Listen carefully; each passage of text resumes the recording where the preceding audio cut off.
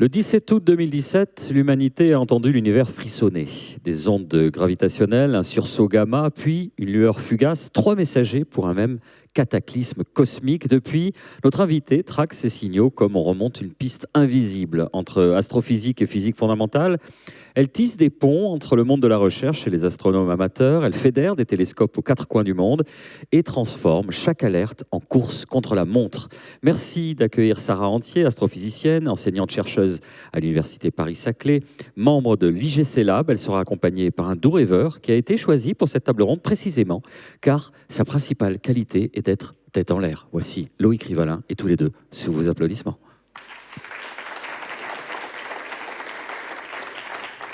Merci Boris, qui est le plus terre-à-terre de nous deux en effet. Merci Sarah d'être là, merci à vous. Vous êtes très nombreux pour cette dernière session. Je suis ravi de terminer avec les ondes gravitationnelles. On avait presque ouvert la journée avec Julio Paramartinez sur la question des ondes gravitationnelles. On va la terminer avec vous, Sarah. Boris disait, on a parlé de traquer les ondes, c'est presque une course au trésor parce que avec vous, je pèse mes mots, on va même aller chercher de l'or dans tout ça. C'est plus qu'une traque, c'est une chasse au trésor, oui, avec ce qu'elle a de planétaire, avec ce qu'elle a aussi d'instantané, de collectif. C'est une vraie belle aventure que vous allez nous expliquer. Mais déjà, commençons. On est à Saclay Summit, il faut commencer sérieusement en posant les bases. Qu'est-ce que c'est, Sarah Antier, qu'une onde gravitationnelle ? Donc bonsoir cher public d'être resté pour notre présentation. Donc qu'est-ce que sont les ondes gravitationnelles ? Eh bien les ondes gravitationnelles sont des déformations de l'espace-temps. Alors qu'est-ce que l'espace-temps ? Voilà. Qu'est-ce que le temps ? Qu'est-ce que le temps ? Donc là, je vais peut-être pas redéfinir. Oui, voilà. Mais c'est quand l'espace et le temps sont reliés. Et donc ce sont des déformations de l'espace-temps qui apparaissent quand des objets très massifs de l'univers, par exemple, fusionnent, comme la fusion de 2 trous noirs. Donc, ça émet des ondes qui se propagent dans l'univers et nous arrivent sur Terre. Ce ne sont pas les ondes du Big Bang, ce sont des ondes qui sont donc produites il y a des milliards d'années, mais de trous noirs ou peut-être d'étoiles à neutrons donc, qui fusionnent. Oui, donc le Big Bang est un phénomène très violent, puisque j'ai dit que les ondes gravitationnelles sont associées à des phénomènes très violents. Donc il peut y avoir des ondes gravitationnelles primordiales. Pour l'instant, on détecte des ondes gravitationnelles provenant d'objets très massifs, mais stellaires, c'est-à-dire des cadavres d'étoiles. Comme vous savez, notre Soleil ne va pas former un trou noir, ou peut-être que vous ne le savez pas, mais bon, voilà. Moi, je ne savais pas. Et donc, si l'étoile était plus massive, elle donnerait par exemple un trou noir 2 à 3 fois la taille du Soleil, voire plus. Et on a un stade intermédiaire qui est un cadavre d'étoile qu'on appelle une étoile à neutrons, qui est très intéressante puisqu'on a de la matière encore associée. Et donc, ce que j'étudie, c'est un peu leur fusion, par exemple un trou noir, une étoile à neutrons ou 2 trous noirs qui fusionnent. Et qu'en fusionnant, ils vont émettre des ondes gravitationnelles qui vont en fait être émises parce que les corps, quand ils se rapprochent, je fais attention au micro, quand les corps se rapprochent, eh bien, ça va émettre ces ondes et donc ils vont devoir se rapprocher, etc., etc. Ça met beaucoup de temps pour qu'ils se rapprochent. Et donc, on détecte les ondes gravitationnelles de la phase ultime quand ils vont fusionner. Voilà. Ça veut dire, c'est vraiment l'espace-temps qui se courbe. Et ça veut dire qu'il se modifie. C'est vraiment la matrice dans laquelle on vit qui vibre. Oui, c'est ça. Donc, c'est la relativité, la théorie de la relativité générale qui fait ça. C'est-à-dire les corps en mouvement vont perturber cet espace. Imaginons qu'au départ, l'espace est plat. Eh bien, ces 2 corps, en se rapprochant et en fusionnant, vont cabosser notre espace. Et donc, ensuite, c'est cet espace courbé qui va perturber en fait la dynamique du système.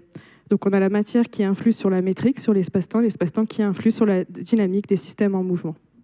Ça fait longtemps qu'on essaye de traquer les ondes gravitationnelles. On avait, depuis Einstein et la loi de la relativité, une idée, enfin une intuition que ça existait. Je crois que depuis les années 60, on essayait. Et finalement, c'est une science absolument jeune.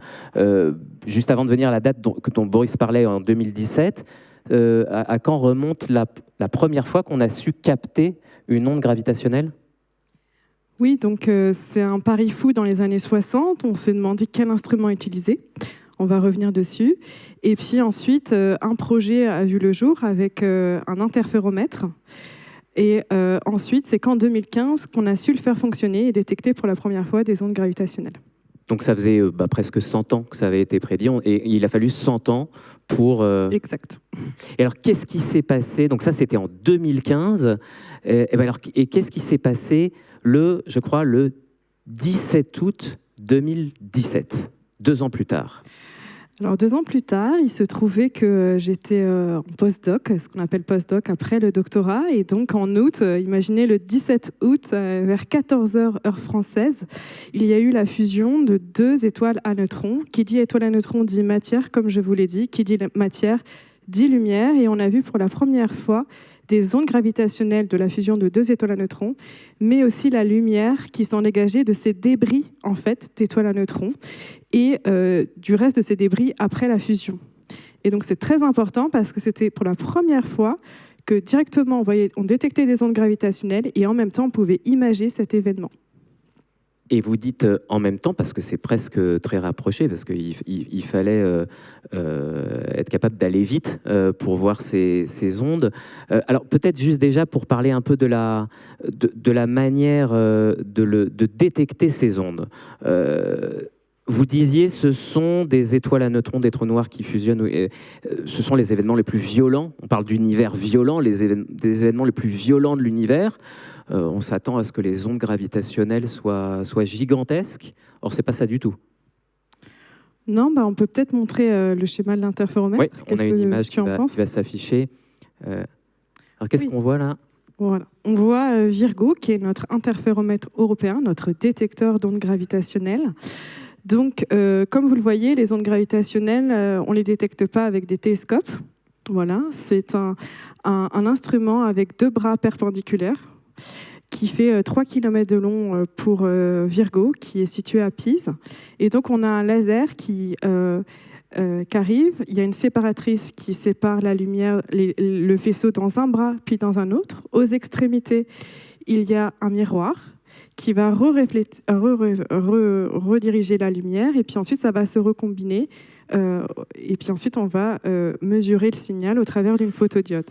Eh bien, quand il n'y a pas d'ondes gravitationnelles provenant du cosmos, eh bien, le parcours du chemin optique de la lumière dans un bras et dans un autre est pareil. Mais lorsqu'il y a une onde gravitationnelle qui provient du cosmos qui arrive, eh bien, en fait, la longueur du chemin optique dans un bras ou dans un autre va être différente et on va voir des figures d'interférence qui sont différentes. Alors, on est à Pise, n'est-ce pas? Vous voyez les montagnes, vous imaginez la mer. Est-ce que les marées, vous voyez des routes? Est-ce que le déplacement des voitures perturbe notre interféromètre? Eh bien, oui. Donc, il faut que notre interféromètre soit insensible au bruit sismique, soit dans le vide.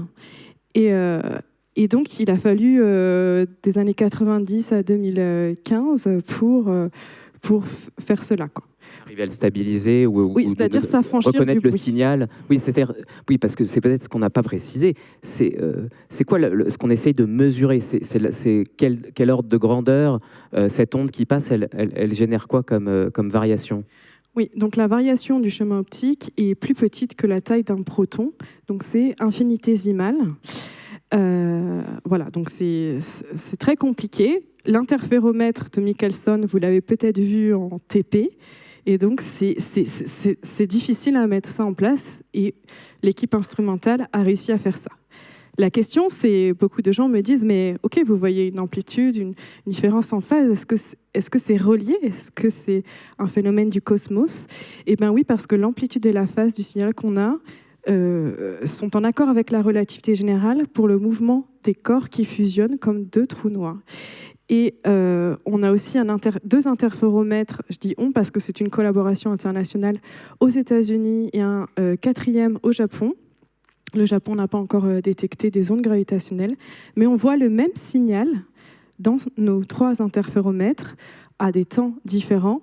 Donc, cela ne vient pas du bruit, cela vient du cosmos. Oui, c'est bien le cosmos qui nous traverse. Alors, une question bête, parce que là, on est tous traversés par cette onde gravitationnelle, par cette courbure de... Et même la Terre génère des ondes gravitationnelles, puisqu'elle gravite autour du Soleil. Voilà, donc il faut que les objets soient assez compacts, relativistes, en accélération, etc., etc. Mais on ne peut pas les détecter, évidemment. Donc il y a beaucoup de bruit. Il faut, j'imagine, traiter le signal. On avait ce matin Julio Paramartinez qui nous expliquait comment son travail consistait aussi à aider à enlever le bruit autour de ces signaux pour mieux l'analyser. Alors, ça sert à quoi? Enfin, qu'est-ce qu'on analyse? Donc, on voit là, par exemple, donc le 17 août 2017, qu'est-ce qui se passe? On voit un proton, quoi, la taille d'un photon, une petite variation. On voit une variation d'espace, oui. Ok, super. Qu'est-ce qu'on fait? Est-ce que ça suffit à nous indiquer, voilà, on est ravis et ça s'arrête là? Ou quelle est la suite? Quelle est la suite? Où est-ce qu'on... Ouais. Donc le signal en fait qu'on reçoit, l'amplitude par exemple de ce signal nous renseigne sur les masses, les masses, l'inclinaison sur le plan de notre connaissance par rapport à la Terre, et la phase par exemple nous renseigne sur comment ces objets sont déformables. Par exemple, si c'est des trous noirs, les objets ne peuvent pas être déformables, mais si c'est des étoiles à neutrons, ils sont assez déformables. Et je fais une aparté, mais pourquoi c'est trop bien? C'est parce qu'on peut mesurer des choses comme comment la matière est aussi dense dans ces étoiles à neutrons, comment elle peut être déformable, quelle est l'équation d'état de la matière ultra dense. Attendez, dis un petit mot, mais ok, c'est juste pour dire comment la matière que l'on connaît sur Terre, comment elle peut être aussi comprimée et un peu... on teste en fait des choses notre univers devient un laboratoire de physique pour tester les lois de la physique dans des conditions extrêmes, et c'est des choses qu'on peut mesurer à travers les ondes gravitationnelles, par exemple. Elles sont nombreuses, ces ondes gravitationnelles, depuis 2017, quand ça arrive le 17 août 2017, c'est une chance, où il y en a tous les jours, là, en ce moment, ça me traverse, il y en a des petites, des grandes. Il y en a tout le temps, mais il faut les détecter. Et donc nos détecteurs, au début, plus on les détecte, plus nos détecteurs sont puissants, plus ils voient loin, donc plus ils voient grand en volume. Et donc de 2015 à 2025, puisque la campagne d'ondes gravitationnelles s'est terminée en novembre cette année, et ben on voit de plus en plus d'ondes gravitationnelles, on voit de plus en plus d'objets. Donc j'ai parlé de 2 trous noirs, mais bien évidemment il y en a un qui peut être plus gros que l'autre, ou voilà, des phénomènes très différents des uns des autres, et ça nous révèle en fait un univers complètement insoupçonné de cadavres d'étoiles, de trous noirs stellaires, et on ne pensait pas qu'il y avait cette diversité en fait de fusion de 2 étoiles, et ça nous interroge en fait sur le fait du contenu de l'univers, par exemple, puisqu'on peut regarder le contenu de l'univers au travers de la lumière, mais là on voit des choses qui n'émettent pas de lumière. Alors je parle beaucoup des trous noirs parce que on a vu très peu de fusion d'étoiles à neutrons. Donc on avait très peu de chance de voir la lumière. Donc en 2016-2017, on était à une dizaine, et maintenant on est à plus de 200 fusions d'objets compacts qu'on voit. Et cette science est en marche, c'est pour ça que vous avez choisi 3 présentations, je crois, sur les ondes gravitationnelles. Il y a peut-être l'IA qui tient un peu le sommet du pavé cette année au Paris Saclay Summit, puis après on a les ondes gravitationnelles. Voilà, on parle, ça fait un peu pompeux, mais de nouvelles astrophysiques.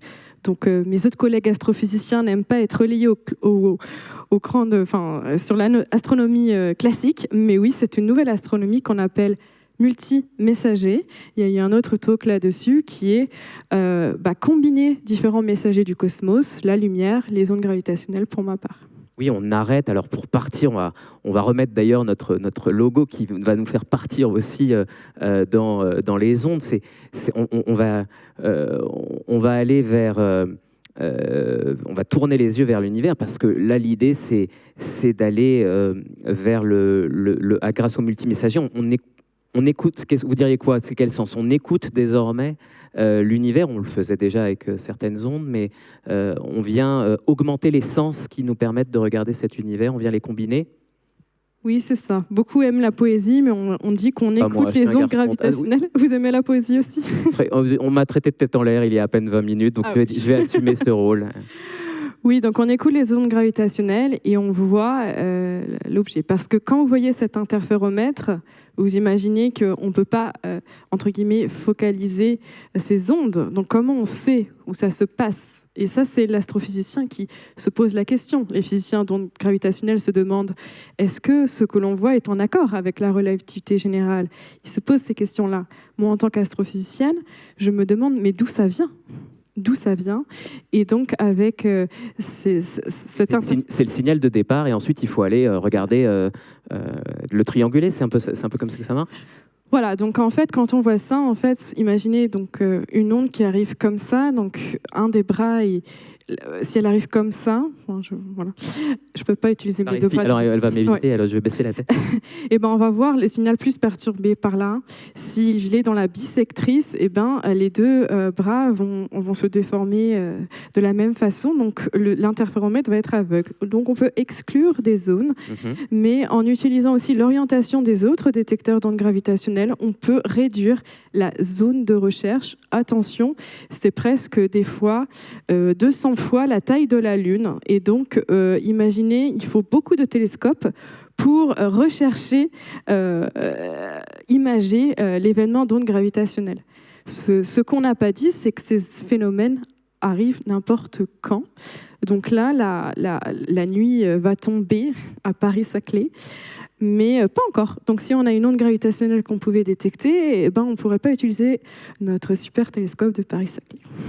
Et donc on va aller demander à d'autres télescopes de le regarder. Donc en fait, si je comprends bien, interféromètre, c'est notre premier signal. Il nous donne une fenêtre de tir.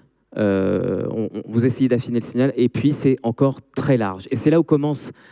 Je vous avais promis la quête, la traque. C'est là où commence votre travail d'enquête policière pour aller retrouver le signal lumineux avec une astronomie, on va dire, plus classique.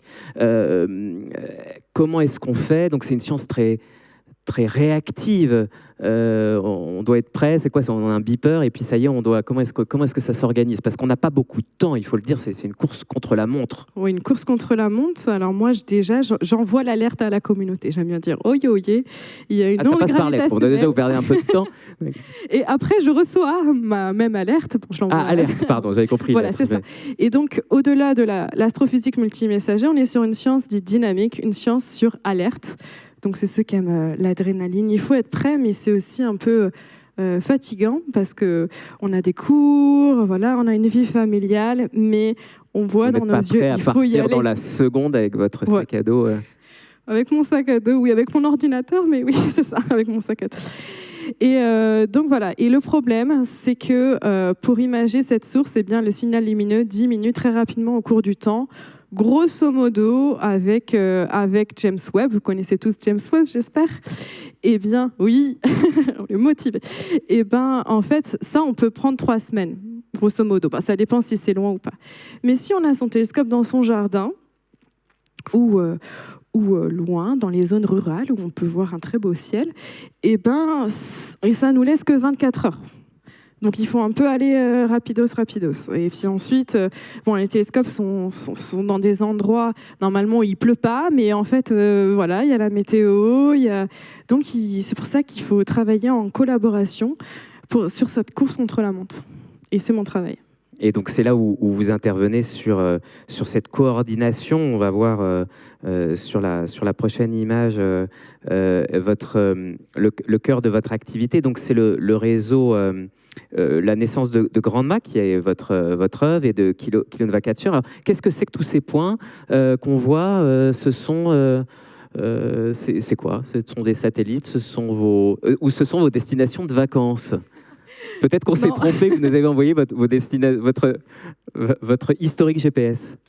Oui, donc le projet Grand Mac que je dirige, qui a été créé ici à Paris-Saclay en 2018, quand j'étais en post-doctorat. C'est pour fédérer des observatoires, des pays autour de la science de l'astronomie gravitationnelle, la science sur alerte, c'est-à-dire dès qu'il y a une onde gravitationnelle, eh ben, on va pointer les télescopes. Donc là, bon, je sais bien la carte de la nuit dans le monde. Donc là, il est 18h. Ça veut dire que l'Ouzbékistan, le Kazakhstan, la Chine sont en nuit. Et ça va tomber, ça commence en Géorgie, en Ukraine.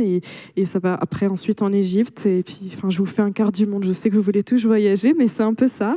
Et puis, ça va être ensuite notre rôle. Ensuite, les Canaries, le Maroc, pour retomber sur l'Amérique, etc., Hawaï. Et donc, il y a ce réseau que j'ai fédéré, des gens qui voulaient dire, mais on a des télescopes, on ne sait pas trop comment faire pour participer à l'astronomie multimessager, des scientifiques, on veut être dans cette nouvelle science, et ben on te rejoint, Sarah. Et franchement, c'est un message, moi je me souviens, ce réseau a eu lieu en 2018, c'est l'année où j'ai eu mon fils, et voilà, j'ai créé 2 bébés. Autre bébé, ouais. Voilà.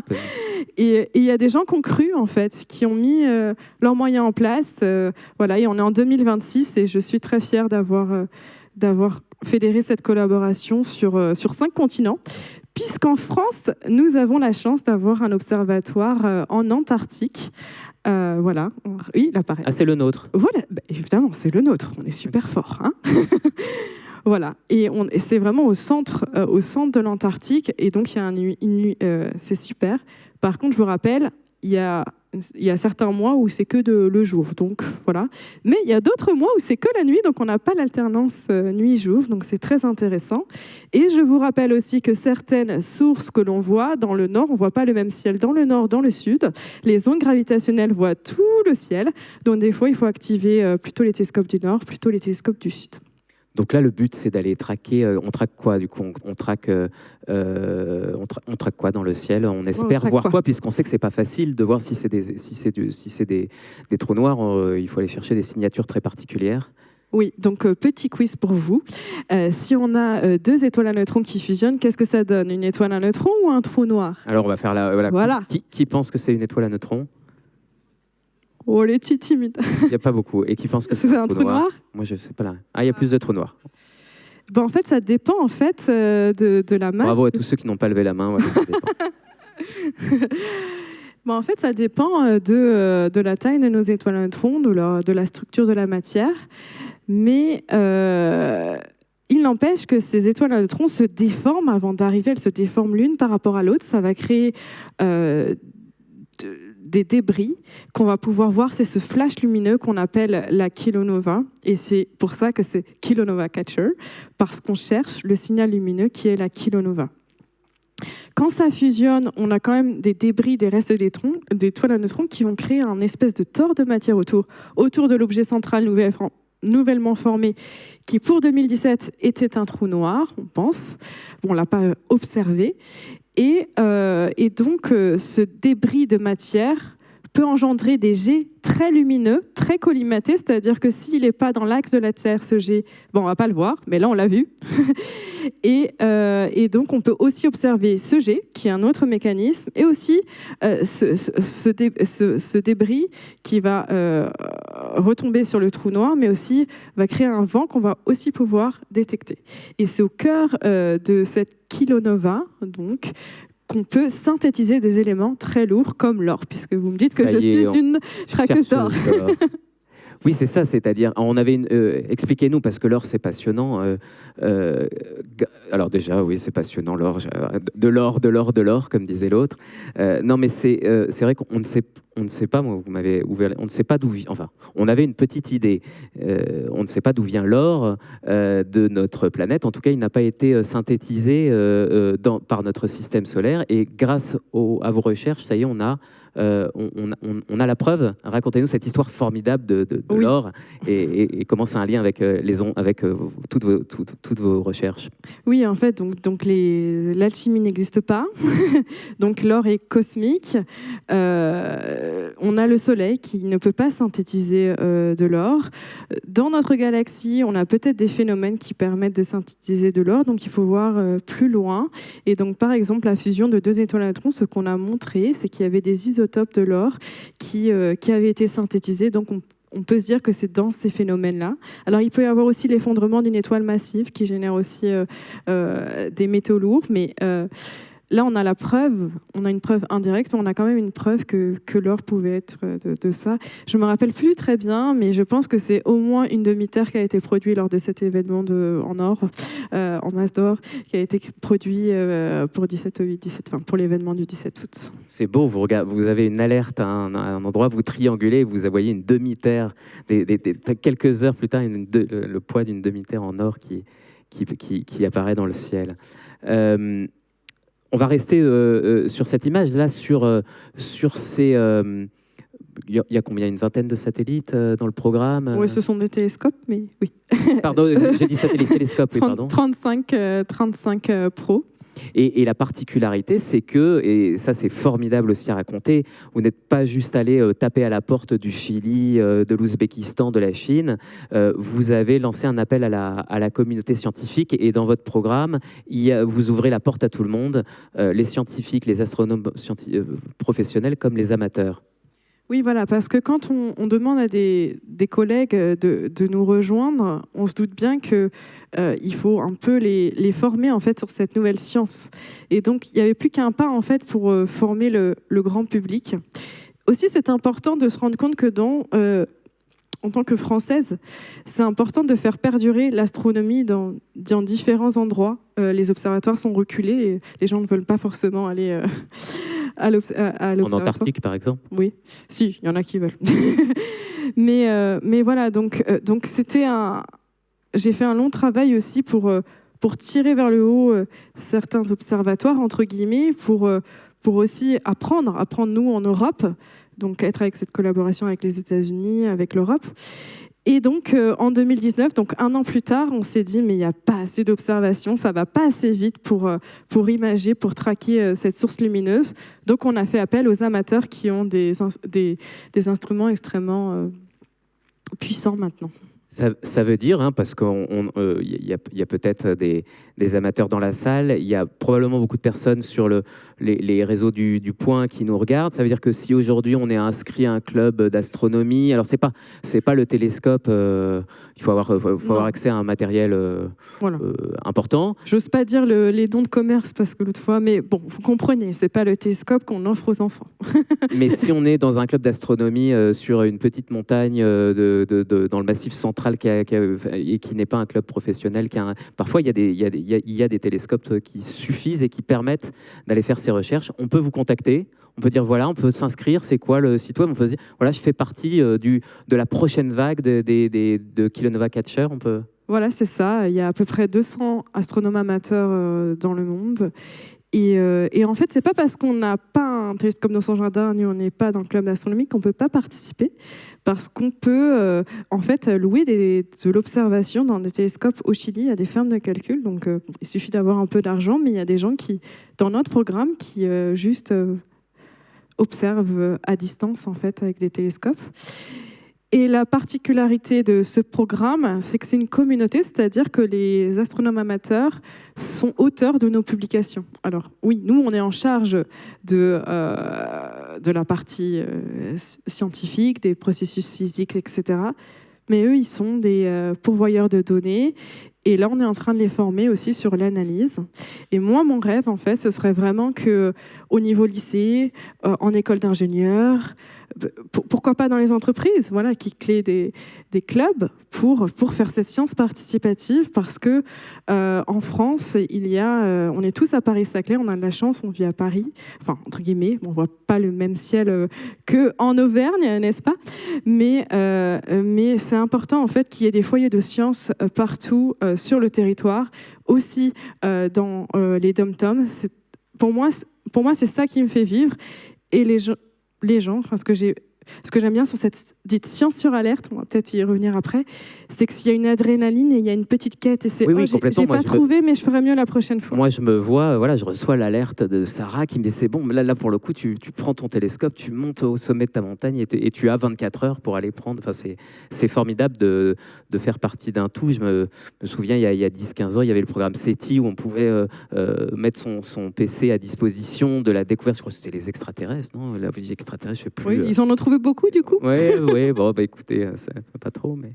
Et enfin voilà, il y a quelque chose de participatif qu'on aime bien ici au Paris Saclay Summit. Et puis, il y a une promesse d'aventure et d'égalité dans la recherche. Voilà, ça ne se fait pas voilà, de citer les noms des amateurs sur les papiers. C'est ça, il y en a beaucoup qui m'ont dit mais j'aurais voulu être astrophysicien, mais j'ai pas pu pour telle ou telle raison. Et juste parce que j'étais trop rêveur, trop tête en l'air. Voilà.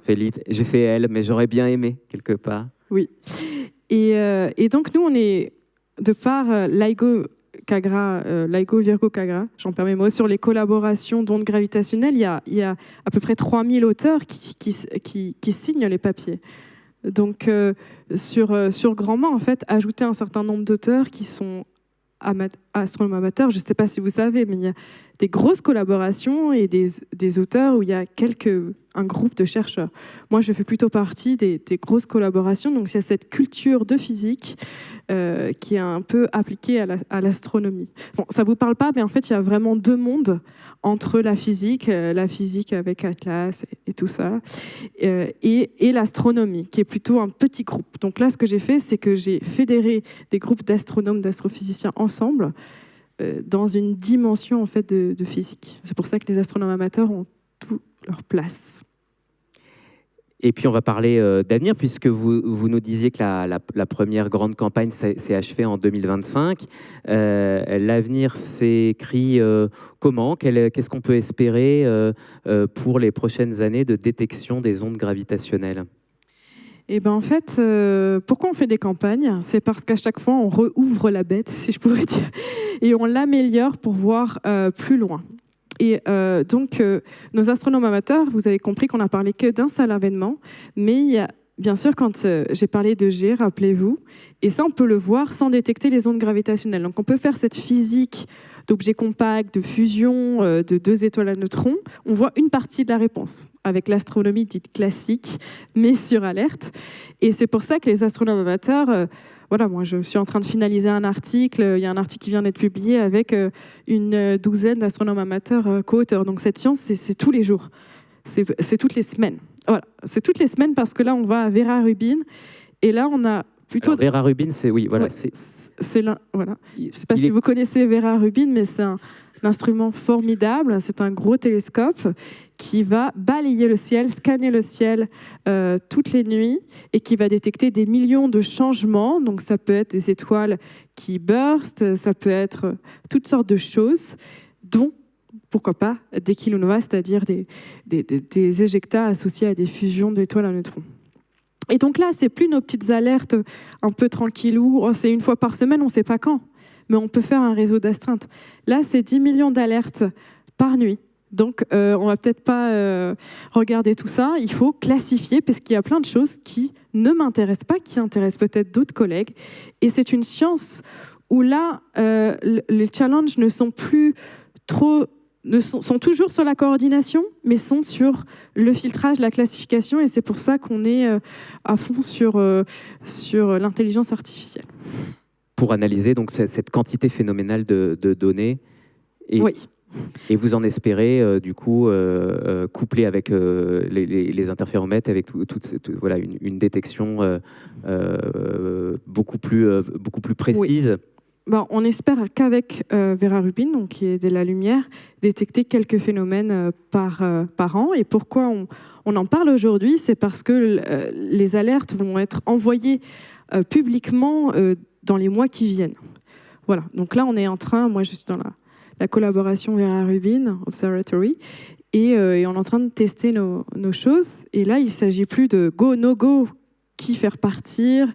Il s'agit de qu'est-ce qu'on va faire, qu'est-ce qu'on trie, sachant qu'on ne sait que quelques points au départ. On ne sait pas trop ce que c'est, puisque après, en fait, le jeu, c'est que si Vera Rubin continue à observer, eh bien, on aura toute l'information, mais on n'aura pas observé avec d'autres instruments, ce qui est primordial. Donc, on sait à peine des informations et on se dit peut-être que c'est cet événement-là qui est celui qu'on cherche. Donc, c'est une autre méthodologie. C'est une autre méthodologie, un autre challenge pour l'astronomie. Oui. Merci beaucoup, Sarah. Regardez, un homme terre à terre Oui, je vois ça. J'ai fini ma phrase. nous a rejoint. Est-ce que tu as rêvé, Boris, avec nous, ou est-ce que non, tu regardais ta tablette?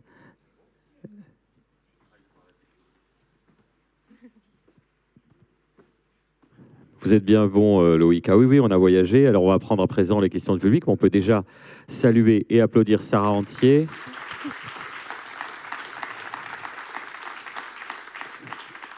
Monsieur, première question. Oui, et ensuite, vous passerez le micro vous pourrez passer le micro à ce jeune homme. Bonjour. Oui, merci pour votre intervention. Je voulais en fait, si vous pouvez accentuer l'intérêt des ondes gravitationnelles par rapport au Big Bang et la datation de l'univers. Donc, est-ce qu'on parle justement d'ondes gravitationnelles qui auraient été émises pendant le Big Bang ou juste après? Et voilà, j'aurais voulu quelques précisions là-dessus. Oui, ce sont des ondes gravitationnelles primordiales. À l'heure actuelle, ce que je peux vous dire, c'est qu'on ne peut pas les détecter. Moi, mon centre de recherche, c'est plus les fusions de trous noirs stellaires qui sont quand même au-delà de notre galaxie. Donc ça paraît loin, parce qu'en fait, la plupart de l'astronomie est vraiment ciblée sur le système solaire. Notre Soleil, c'est l'étoile qu'on connaît la mieux. Notre galaxie, un peu au-delà, on passe en cosmologie. Donc, je veux dire, c'est très, très vaste, en fait, entre au-delà de notre galaxie et le Big Bang. Donc oui, on espère. Mais là, on n'a pas toutes les cartes en main. Et ce que l'on voit, avec pas nos détecteurs d'ondes gravitationnelles, malheureusement, mais avec la radio, c'est une énergie, en fait, une énergie d'ondes gravitationnelles qu'on dit statistique, qui pourrait être émise peut-être de ces ondes gravitationnelles primordiales, ou alors de toutes ces fusions de trous noirs plus loin qui font bip, bip, bip, vous voyez ce que je veux dire, et ça fait un fond continu d'énergie. Donc, ils vont bip, bip, bip, vous voyez ce qu'on veut dire ? Bip, bip. Je vous rappelle qu'on les entend, les ondes gravitationnelles, mais ce que je veux dire, c'est imaginer un flot continu de fusion de trous noirs. Ouais. Je note votre question, et ensuite on vous passera... Oula, il y a beaucoup de questions, oui. On vous écoute. Bonsoir. Est-ce que vous savez comment on peut utiliser les mesures des ondes gravitationnelles pour caractériser les paramètres des objets compacts, comme les étoiles neutrons?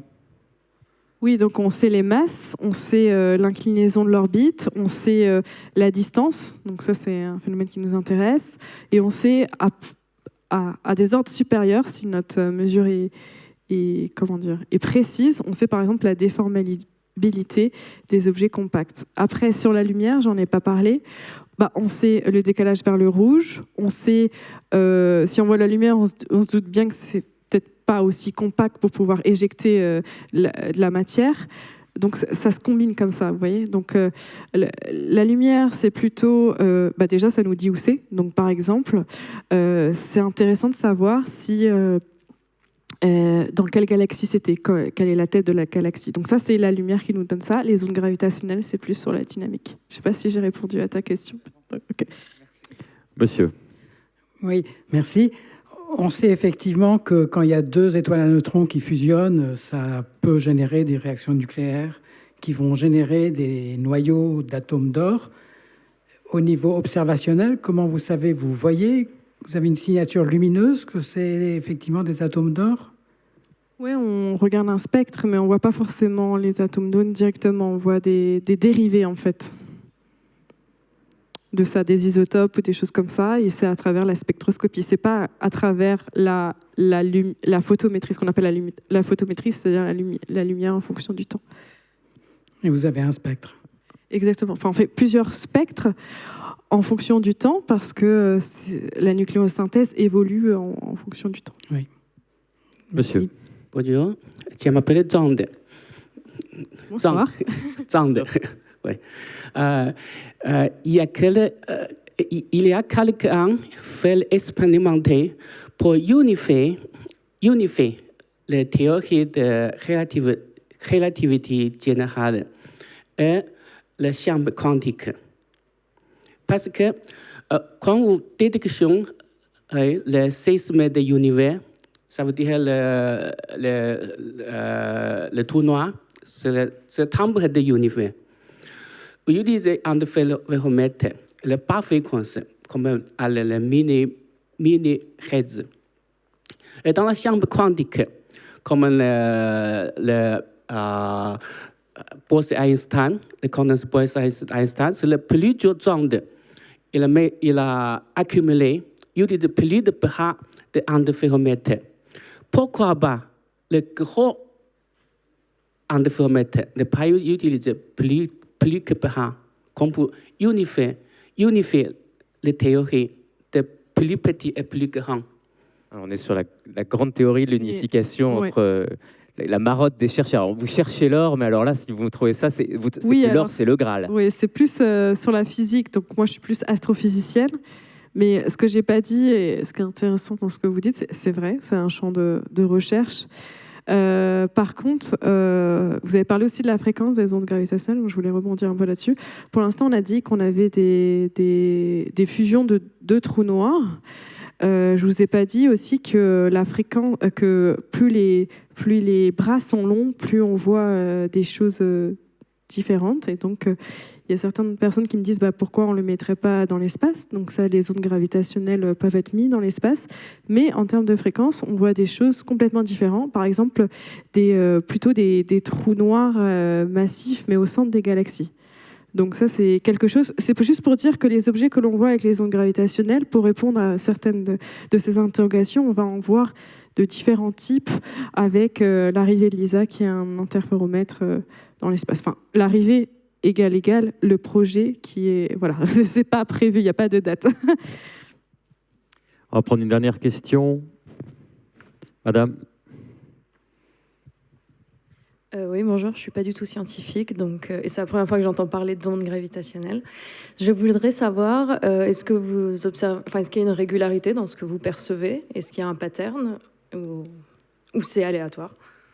Donc en fait, ce qu'on voit dans nos détecteurs, c'est relié en fait avec la théorie de la relativité générale. Donc oui, en fait, non seulement si l'onde arrive, elle est pareille, le signal est pareil, je pense que tu appelles le pattern, il est pareil dans les trois interféromètres, mais aussi il est cohérent avec la relativité générale. Et je voudrais finir parce que j'ai encore 2 minutes, donc je me pose la question moi-même. Mais sur la science participative, on était sur les amateurs. Et donc avec Vera Rubin, je fais un appel, puisqu'on a besoin, notre idée, qui va avoir le jour en 2026, c'est aussi de proposer des challenges de data IA pour nous aider dans ce filtrage. Donc, les geeks ou non-geeks ou geekesses, voilà, ceux du fond, ceux de devant.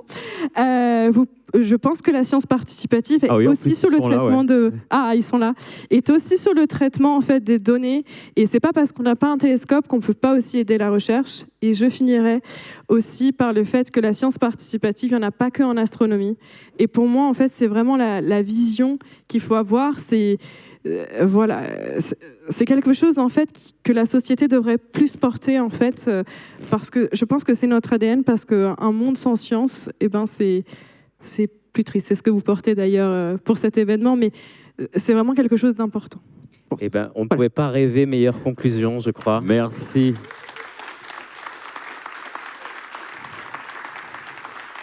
Merci, bravo Sarah Entier. Voilà qui conclut cette édition 2026 du Paris-Saclay Summit. Merci à nos formidables intervenants, merci aux équipes techniques et surtout merci à vous, cher public, pour votre insatiable curiosité. Vous pourrez retrouver les équipes du Point à Nice du 5 au 7 mars prochain pour Neuroplanète, l'événement qui décrypte les neurosciences autrement.